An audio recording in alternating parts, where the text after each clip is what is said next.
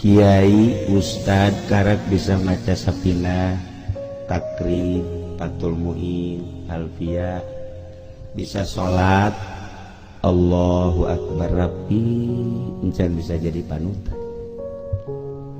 Baca Quran rapi makhorijul huruf, kemudian lagam-lagamna bagus, can jadi panutan.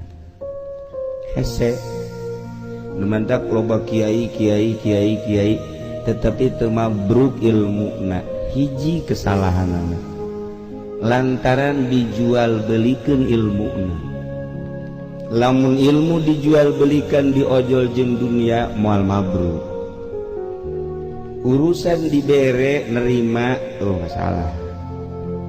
Hese teh ulah ayam.